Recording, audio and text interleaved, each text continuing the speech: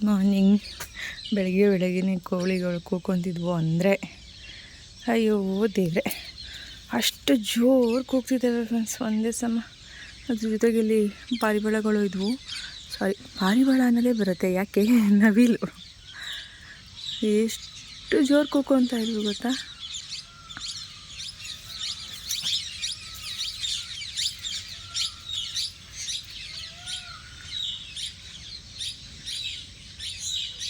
ಕೇಳಿಸ್ತಾ ನಿಮಗೆ? ಇಲ್ವಾ? ಗೊತ್ತಿಲ್ಲ. ಬೆಳಗ್ಗೆ ಇವು ಕೂಕೊಂತವೆ, ಇದ್ರ ಜೊತೆಗೆ ಅಲ್ಲೂ ಕೂಕೊಂತಿದ್ದಾವೆ. Hi, good morning. ನೋಡಿ, ನಮ್ಮ ಸೂರ್ಯನ ತೋರಿಸ್ತೀವಿ ಗಿಡಗಳ ಮಧ್ಯದಲ್ಲಿ. ಕಾಣಿಸ್ತಿದ್ದಾರಾ?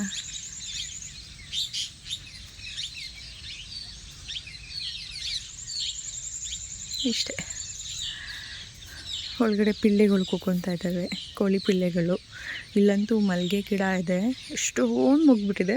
ಬಟ್ ಯಾವುದು ದಪ್ಪದ ಹಾಗೆ ಕಿತ್ಕೊಳ್ಳೋ ಥರ, ಹರಳೋ ಥರ ಒಂದು ಮಲ್ಲಿಗೆ ಹೂ ಬಿಟ್ಟಿಲ್ಲಪ್ಪ. ಬಂದಾಗಿಂದ ನೋಡ್ತಾನೆ ಇದ್ದೀನಿ, ತುಂಬ ಮೊಗ್ಗುಗಳು ಕಾಣಿಸ್ತಾ ಇದೆ. ಬಟ್ ಯಾವುದು ಕಿತ್ಕೊಳ್ಳೋಣ ಅಂದರೆ ಅಷ್ಟು ದಪ್ಪ ಅನ್ನೋ ಥರ ಬಿಟ್ಟಿಲ್ಲ. ಬಟ್ ಮಲ್ಲಿಗೆ ಹೂ ಇರೋ ಕಡೆ ಹಾವುಗಳು ಜಾಸ್ತಿ ಇರುತ್ತೆ ಅಂತಾರೆ. ನಂಗೆ ಅದಕ್ಕೆ ಹಂಗೆ ಹೋಗೋಕ್ಕೆ ಸ್ವಲ್ಪ ಭಯ. ಗಿಡಗಳ ಹತ್ರ ಹೋಗಿಲ್ಲ. ಓಕೆ, ಆಯಿತು. ಇವಾಗ ನಮ್ಮ ಕೆಲಸ, ಕ್ಲೀನಿಂಗ್ ಕೆಲಸ. ಫಸ್ಟ್ ಇಲ್ಲ ಆಚೆ ಎಲ್ಲ ಕ್ಲೀನ್ ಮಾಡಿಬಿಟ್ಟು ಒಳಗಡೆ ಎಲ್ಲ ಗುಡಿಸಿ ಒರೆಸಿ, ಮೇ ಬಿ ಇವತ್ತು ಹೊಡ್ತೀವ ನಾಳೆ ಹೊಡ್ತೀವ ಗೊತ್ತಿಲ್ಲ.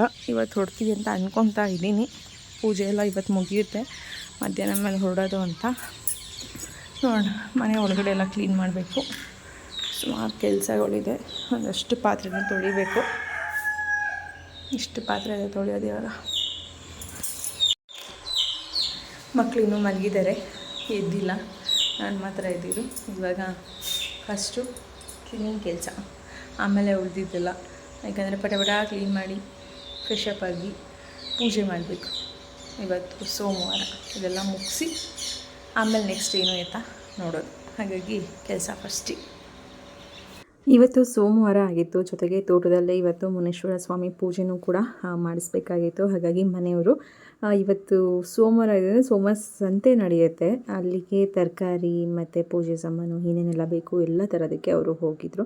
ಅವ್ರು ಬರೋಷ್ಟರಲ್ಲಿ ನಾನು ಮನೆಯೆಲ್ಲ ಕ್ಲೀನ್ ಮಾಡಿಬಿಡೋಣ, ಮಾಡಿಬಿಟ್ಟು ಮನೆಗೆಲ್ಲನೂ ಅಂದರೆ ತಿಂಡಿಗೆಲ್ಲ ರೆಡಿ ಮಾಡ್ಕೊಳ್ಳೋಣ ಅಂತ ರೆಡಿ ಮಾಡ್ಕೊತಾ ಇದ್ದೆ.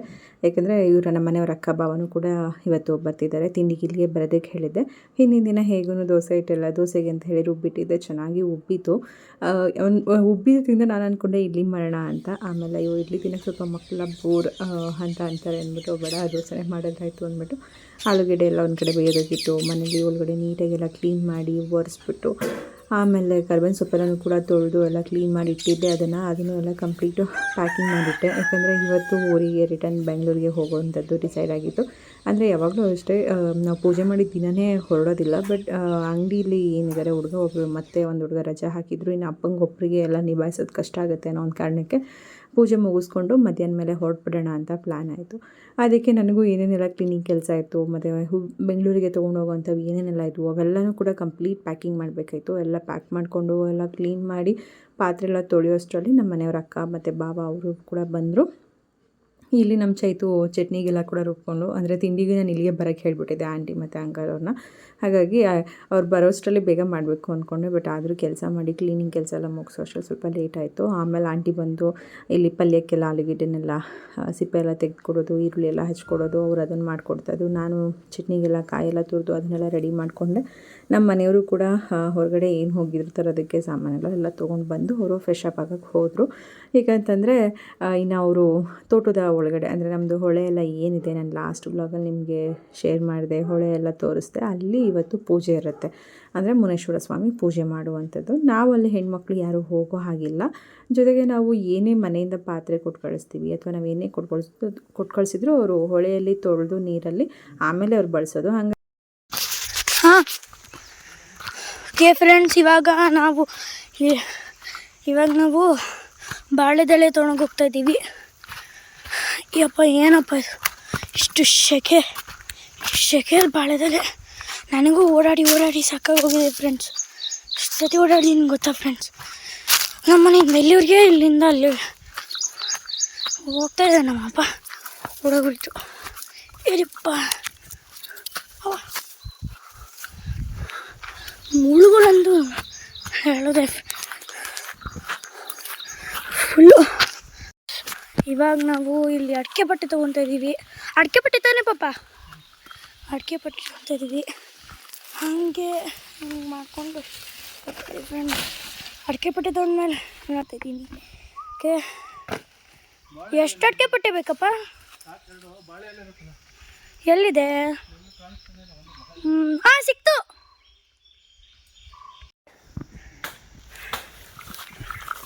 ಸಾಕಪ್ಪ ಬಾಳೆ ಎಲೆ. ಎಷ್ಟು ಬೇಕಪ್ಪ ಬಾಳೆ ಎಲೆ? ಇಲ್ಲೊಂದಿದೆ ನೋಡಿ. ಓಕೆ ಫ್ರೆಂಡ್ಸ್, ಇವಾಗ ಎಲ್ಲ ಕಡೆ ಫುಲ್ ಸುತ್ತಮುತ್ತ ತೋರಿಸ್ತಾ ಇದ್ದೀನಿ. ಅಡಿಕೆ ತೋಟದಲ್ಲಿದ್ದೀವಿ. ಇದು ಆ ಕಡೆ ಚಿಕ್ಕ ಸಸಿಗಳು. ಓಕೆ, ಇವಾಗ ಕಂಟಿನ್ಯೂ ಮಾಡ್ತಾಯಿದ್ದೀನಿ. ಎಲ್ಲ ತೊಗೊಂಡಿದ್ದಾಯಿತು, ಹೋಗ್ತಾ ಇದ್ದೀವಿ. ಓಕೆ ಫ್ರೆಂಡ್ಸ್,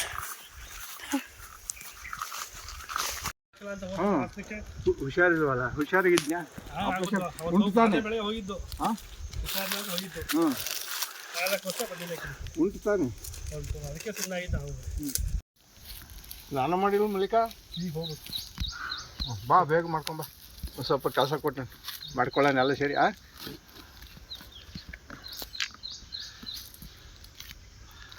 ಹೋಗಿ ಮಲ್ಲಿಕಾ, ಬೇಗ ಬಾ, ಮಳೆ ಬಂದ್ರಾಯ್ತು.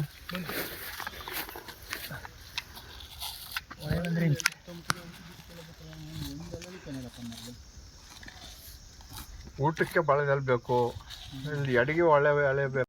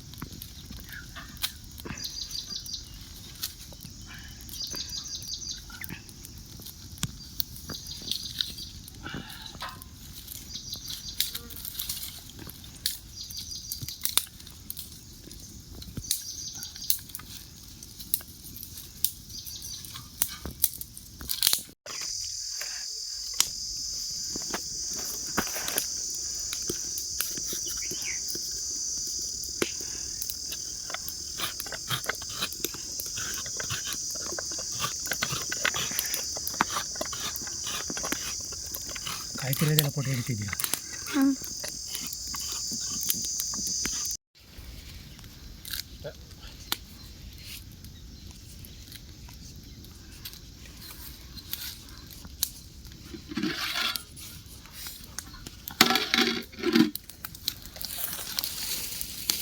ಏನು ಮಾಡಬೇಕು? ಕಾಯಿ ತುರಿ ಅಲ್ಲಿಗೆ ಬೇರೆ ಬೇಕಂತ ಸ್ವಲ್ಪ ಕೋಸಂಬರಿಗೆ ಮನೆ.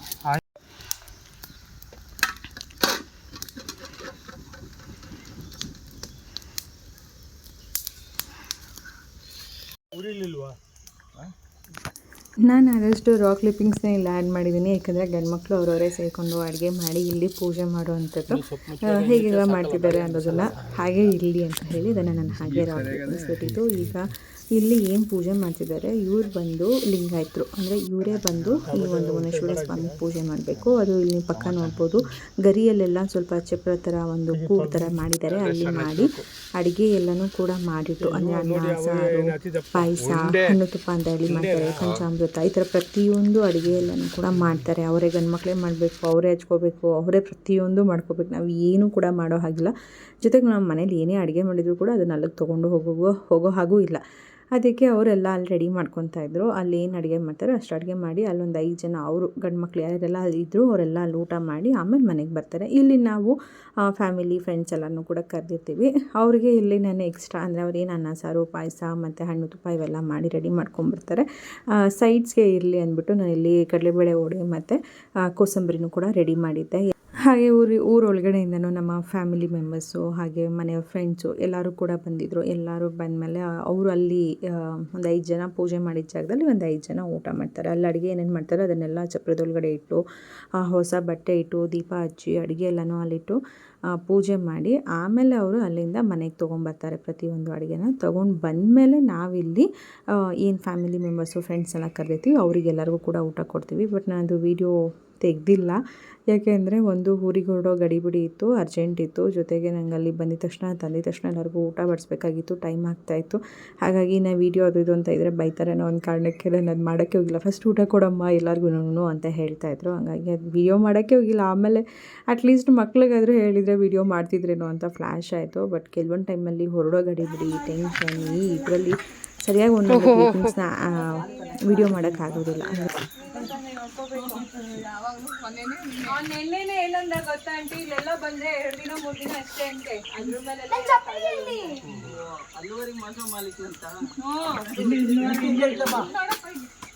ದಿನ 3 ದಿನ ಅಷ್ಟೇ ಅಂತೆ ಊರಲ್ಲೆಲ್ಲ ಇರಕ್ಕಾಗೋದು. ಅದಕ್ಕಿಂತ ಹೆಚ್ಚು ಊರಲ್ಲೆಲ್ಲ ಇರೋದಕ್ಕೆಲ್ಲ ಆಗಲ್ವಂತೆ. ಏನಿದ್ರು ಬಂದ್ವಾ ಹೋದ್ವಾ ಅಂತ ಹೋಯ್ತಾ ಇರ್ಬೇಕಂತೆ.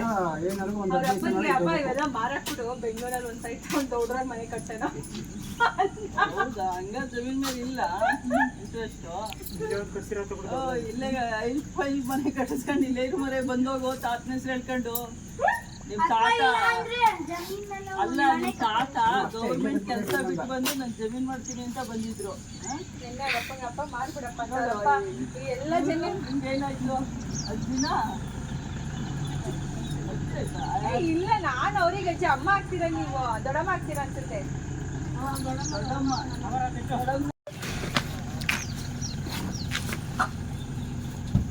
ಯಾವಾಗ ಜಮೀನ್ ಮಾಡೋರು ಎಲ್ಲ ಹಂಗಂದ್ರೆ ಯಾರು ಸಿಗ್ತಾರೆ?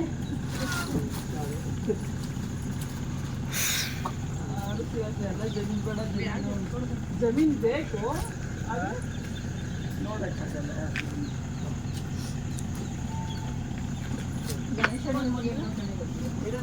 ಜಮೀನ್ ನೋಡ್ತೀನಿ ಅನ್ನೋದು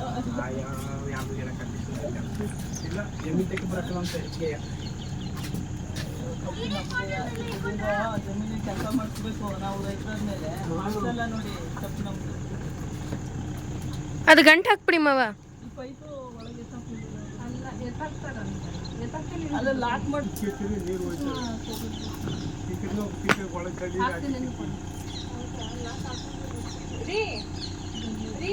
ಅದು ಹಾಕೋದು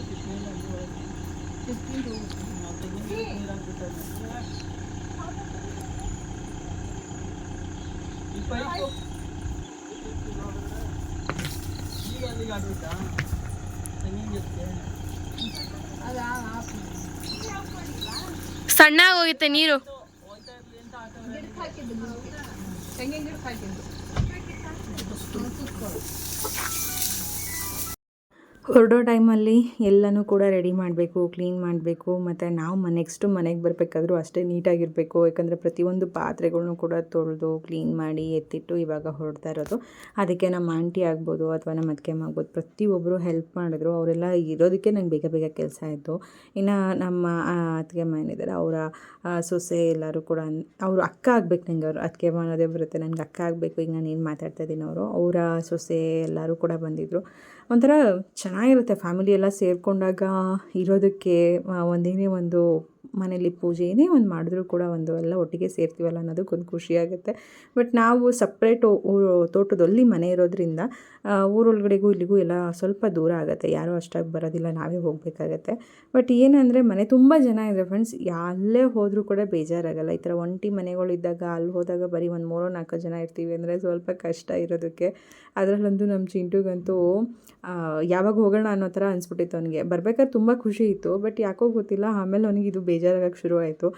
ಹಿಂದಿನ ದಿನ ನಾವು ಅದನ್ನೇ ಮಾತಾಡ್ತಿದ್ವಿ, ವಯಸ್ಸಾದ್ಮೇಲೆ ನಿಮ್ಮ ಅಪ್ಪ ಇಲ್ಲೇ ಸೆಟ್ಲ್ ಆಗೋಣ ಅಂತಿದ್ದಾರೆ ಕಣೋ, ಇಲ್ಲೇ ಬಂದು ಇದ್ಬಿಡೋಣ ಅಂತ. ನಾನಂತೂ ಬಂದಿರಲ್ಲಪ್ಪ, ನನಗೇನಾದರೂ ಅಪ್ಪ ಇಲ್ಲೇ ಇರ್ತೀನಿ ಅಂದರೆ ಎಲ್ಲ ಮಾರಾಕ್ಬಿಡ್ತೀನಿ ಅಷ್ಟೇ ನಾನು ಅಂತಿದ್ದ. ಬಟ್ ನಮ್ಮ ಮನೆಯವ್ರಿಗೆ ಹಳ್ಳಿ ವಾತಾವರಣ ಇಷ್ಟ. ಬಟ್ ನಮ್ಮ ಮಕ್ಕಳು ಅಷ್ಟಾಗಿ ಹಳ್ಳೀಲಿ ಬೆಳೆದಿಲ್ಲ, ಏನಿಲ್ಲ, ಯಾವಾಗಲೋ ಒಂದ್ಸರಿ ವರ್ಷಕ್ಕೊಂದ್ಸರಿ ಈ ಥರ ಹೋಗಿ ಬರೋದ್ರಿಂದ ಅವರಿಗೆ ಆ ವಾತಾವರಣ ಸೆಟ್ ಆಗೋದಿಲ್ಲ. ನನಗೂ ಸ್ವಲ್ಪ ಕಷ್ಟನೇ, ಯಾಕಂದರೆ ಸಖತ್ತು ಬಿಸಿಲು ಫ್ರೆಂಡ್ಸ್. ಎಷ್ಟು ಬಿಸಿಲು ಅಂದರೆ ನನಗೆ ಬೆಂಗಳೂರೇ ಒಂದು ತಂಪು ಅಂತ ಅನಿಸ್ಬಿಡುತ್ತೆ ಕೆಲವೊಂದು ಟೈಮಲ್ಲಿ, ಅಷ್ಟು ಬಿಸಿಲು. ಬಟ್ ಅಲ್ಲಿರೋರಿಗೆ ಅದು ವಾತಾವರಣ ಸೆಟ್ ಆಗಿರೋರಿಗೆ ಅದು ಬಿಸಿಲು ಅಂತ ಅನಿಸಲ್ಲ, ಸೆಕೆ ಅಂತ ಅನಿಸಲ್ಲ. ಹಾಗೆ ಇಲ್ಲಿ ನೋಡ್ಬೋದು ಎಷ್ಟು ಚೆನ್ನಾಗಿ ಕ್ರಿಕೆಟ್ ಆಡ್ತಿದ್ದಾರೆ. ತೋಟನೇ ಅದು ಕ್ರಿಕೆಟ್ ಆಗಿಬಿಟ್ಟಿದೆ. ನೆಕ್ಸ್ಟ್ ಇನ್ನು ಮಳೆ ಬರೋ ಟೈಮಲ್ಲಿ ಬಂದಾಗ ಇಲ್ಲೆಲ್ಲ ಭತ್ತ ನಾಟಿ ಮಾಡಿರ್ತಾರೆ. ಬಟ್ ಇವಾಗ ಎಲ್ಲರಿಗೂ ಬಯಲು ಥರ ಆ ಒಂದು ಬಿಸಿಲಲ್ಲೇ ಮಕ್ಕಳು ಎಷ್ಟು ಚೆಂದ ಆಟ ಆಡ್ತಿರ್ತಾರೆ. ನಿಜವಾಗ್ಲೂ ಹಳ್ಳಿ ವಾತಾವರಣ ಚೆಂದ ಅಲ್ಲ. ಅಲ್ಲೇ 2 ಮಲ್ಲಿಗೆ ಗಿಡ ಬಿಟ್ಟಿದ್ವು ಕೆಳಗಡೆ.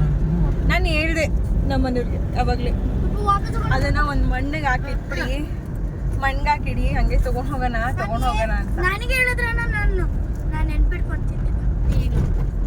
ಮಣ್ಣಿಗೆ ಹಾಕಿಟ್ಟಿದ್ರೆ ಆಗಿರೋದು. ನನ್ನ ನೆನಪಿನ ಶಕ್ತಿ 99% ಮಣ್ಣಿಗೆ ಹಾಕಿ 1% ಇಲ್ಲ. ಮಣ್ಣಿಗೆ ಹಾಕಿಟ್ಟಿದ್ರೆ ನೆನಪಾಗುತ್ತೆ, ಗಿಡಗಳು ಕಿತ್ಕೊಳ್ಳೋದು ನೆನಪಾಗಲ್ಲ. ಹೋಗಿ ಬಾ, ಇನ್ನೊಂದ್ಸರಿ ಬಂದಾಗ ನೋಡೋಣಪ್ಪ. ಇನ್ನೂ ಹಾಕ್ಕೊಂಡಿರೋದು ಇವಾಗ 5 ಗಂಟೆ ಹೊಡ್ತಾ ಇದೀವಿ. ನಾವು ಇಷ್ಟೊತ್ತಿಗೆ ಹೊಡ್ತಿರ್ಲಿಲ್ಲ ಲಾಸ್ಟ್ ಟೈಮ್ ಎಲ್ಲ. ನಾವು ಪೂಜೆ ಮಾಡಿದ್ರು ಒಂದು 3 ಗಂಟೆ ಅಷ್ಟೊತ್ತಿಗೆ ಎಲ್ಲ ಹೊಡ್ತಿದ್ವಿ. ನಮ್ಮ ತೆಂಗಿನ ಮರಗಳು ಚಪ್ಪಕ್ಕೆ ಬಿದ್ದೋಗಿದ್ದಾವೆ ಈಗ. ಅಲ್ಲ, ತೆಂಗು ಮೀನು ಹಿಡ್ಕೊಂಡು ಹೋಗ್ಬೋದಾಗಿತ್ತು. ಅವ್ರಿಗೆ ಪಾಪ ಅವ್ರಿಗೊಂದು ಸ್ವಲ್ಪ ಟಿಪ್ಸ್ ಕೊಟ್ರೆ ಅವರೇ ಕೊಟ್ಬಿಡ್ತಾರೆ. ಫ್ರೆಶ್ ಹೊಳೆ ಮೀನು ಸಿಕ್ಕಿರೋದು. ಉಪ್ಪುಗೋಳಿ ಅಲ್ಲಿ ತಗೊಂಡು, ಹೆಂಗೂ ಬಾಕ್ಸ್ ಇತ್ತು, ಬಾಕ್ಸ್ ತಂದಿದ್ದೆ. ಇಲ್ಲ ತಗೊಂಡೋಗಿ ಇವತ್ತೇ ಮೀನ್ ತಗೊಂಡಾಗ ಏನು ಫ್ರಿಜ್ಜಲ್ಲಿ ನಾಳೆ ಮೀನ್ ಸಾರು, ಬೆಳಗ್ಗೆನೆ ಮೀನ್ ಸಾರು. ಓ ಯಾಕವ ಕಾಯಿಲ್ಸ್ ಟೀಚರ್ ಬಂದ್ರ ಸಡನ್ ಆಗಿ ಗ್ರಿಪ್ ಸಿಕ್ಕಿಲ್ಲ. ಅದ್ರ ಮೊಟ್ಟೆ ಸಣ್ಣ ಮೊಟ್ಟೆ ಮಾರೋದು ರಾಜ್ ಬ್ರೀಡ್ ಅವೆಲ್ಲ ಈ ಥರ ನಾಟಿ ಅವು ಇದನ್ನ ಬ್ರೀಡ್ ನಿಜಾಗ್ಲೂ ಆನ್ ಮಾಡಿದ್ರಾ? ಇಲ್ಲ ಹೇಳು. ಫ್ರೆಂಡ್ ಗಾಡಿ ಓಡಿಸ್ತಾ ಇದೀನಿ ನೋಡಿ ಫ್ರೆಂಡ್ಸ್. ಹಾಯ್ ಫ್ರೆಂಡ್, ನನ್ನ ಗಂಡ ಫುಲ್ ಊಟ ಹಾಕೊಡ್ತಾ ಇದ್ದಾರೆ ನೋಡಿ. ನಿನಗೆ ಗಂಡ ನೀನು ಚಪ್ಪರ್ಸ್ಕೊಂಡಿದ್ದೀರ ನೋಡಿ ಫ್ರೆಂಡ್ಸ್. ಹಾಯ್ ಫ್ರೆಂಡ್ಸ್, ಅಷ್ಟು ಸೂಪರ್ ಆಗಿ ಅಡುಗೆ ಮಾಡಿದೀವಿ ಫ್ರೆಂಡ್ಸ್ ನಾವು. ತಪ್ಪ ಹೇಳೋದು ತಪ್ಪ? ನೀವು ಆನ್ ಮಾಡಿದ್ದಿಲ್ಲ ಅಂತ ಹೇಳಿದ್ರಿ ನಿಜ. ಹೇಳು, ಪರವಾಗಿಲ್ಲ, ಹೇಳೋಣ. ಇಷ್ಟು ಕೆಟ್ಟದಾಗಿ ಮಾಡಿದ್ರೆ ಯಾರು ವಿಡಿಯೋನೇ ನೋಡಲ್ಲ, ನಿಜಾಗ್ಲೂ ನೋಡಲ್ಲ. ಹಾಯ್ ಫ್ರೆಂಡ್ಸ್, ನಾನು ಇವಾಗ ಬಾತ್ರೂಮ್ಗೆ ಹೋಗ್ತಾ ಇದ್ದೀನಿ. ಅಲ್ಲಿ ಒಂದು ಕಮೋಡ್ ಇದೆ, ಅದ್ರ ಪಕ್ಕ ಒಂದು ಶವರ್ ಇದೆ. ಅಲ್ಲಿಗೆ ಹೋಗ್ಬಿಟ್ಟು ವಾಪಸ್ ಬಂದು ಕಂಟಿನ್ಯೂ ಮಾಡ್ತೀನಿ ಫ್ರೆಂಡ್ಸ್. ಇವಾಗ ನೋಡಿ ಫ್ರೆಂಡ್ಸ್, ದೀಪ ಹಚ್ತಾ ಇದ್ದೀನಿ. ದೀಪಕ್ಕೆ ಪ್ಯೂರ್ ದೀಪ ಮೊಯ್ಯೆಲ್ಲ ಹಾಕ್ತೀನಿ ಫ್ರೆಂಡ್ಸ್. ಆಮೇಲೆ ನೋಡಿ ಫ್ರೆಂಡ್ಸ್, ಬರೀ ದಾಸವಾಳ ಹೂವನೇ ನಮ್ಮ ಮನೆದು. ನಾನು ಯಾವ ಹೂವನೂ ತಗೊಳ್ಳಲ್ಲ ಫ್ರೆಂಡ್ಸ್. ನನ್ನ ಮಗನೇ, ನಿನ್ನ ಮುಂದಕ್ಕೆ ನೀನೇ ಯೂಟ್ಯೂಬರ್ ಬಾ. ನೆಕ್ಸ್ಟ್ ನಿನಗೆ ಯೂಟ್ಯೂಬ್ ಬಿಟ್ಕೊಡ್ತೀನಿ, ಕಂಟಿನ್ಯೂ ಮಾಡಂತೆ. ನಾನು ಟ್ರೋಲಿಂಗ್ ವಿಡಿಯೋಸ್ ಅಪ್ಪ, ನನ್ನ ಫುಲ್ಲು. ಒಪ್ಪ, ನಿನ್ನನ್ನೇ ಫಸ್ಟ್ ಹಾಕೊಂಡು ಟ್ರೋಲ್ ಮಾಡೋದು, ಇಷ್ಟು ಡಬ್ಬ ಥರ ಮಾತಾಡ್ತಾನೆ ಅಂತ.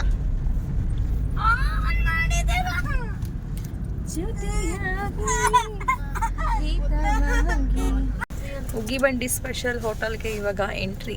ಸೇಮ್ ಟ್ರೈನ್ ಥರನೇ ಮಾಡಿದ್ದಾರೆ ಇದು. ಅದಕ್ಕೆ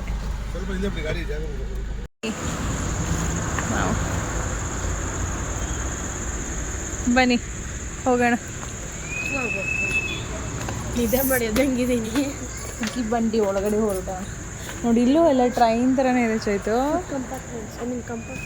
ನೋಡು, ಫುಲ್ ಟ್ರೈನ್.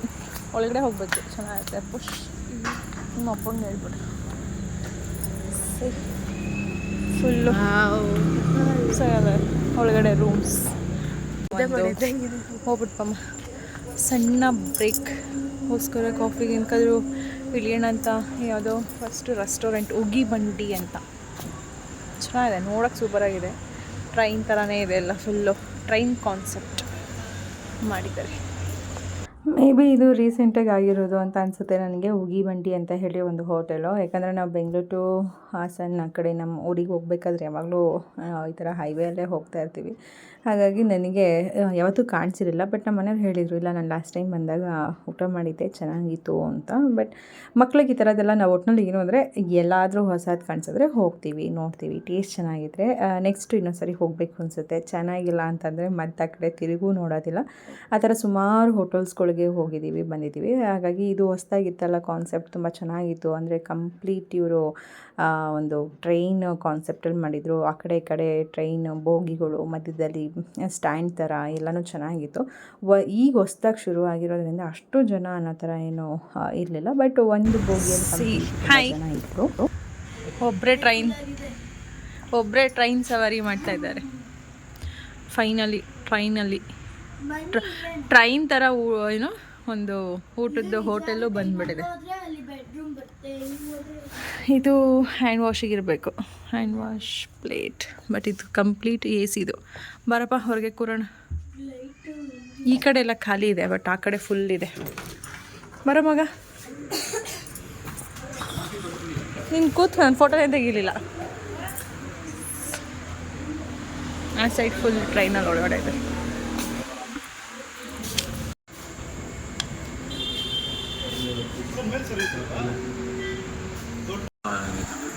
ಟೇಸ್ಟ್ ನೋಡ್ತೀನಿ ಅಷ್ಟೇ. ಒಂದೊಂದು ಪೀಸ್ ಎರಡು ತಿಂತೀನಿ. ಕಾಫಿ ಕುಡಿತಾರೆ. ಕಾಫಿನೂ ಕುಡಿಯಲ್ಲ.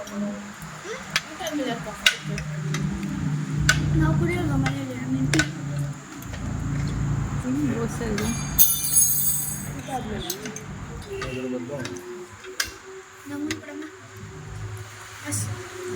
ಎತ್ಕೊಡ್ರಿ ಪ್ಲೇಟ್. ಹಂಗೆ ಏನು ಸ್ಪೆಷಲ್ ಇದು ಅಂತ ನೋಡ್ಬೇಕು ನಾನು.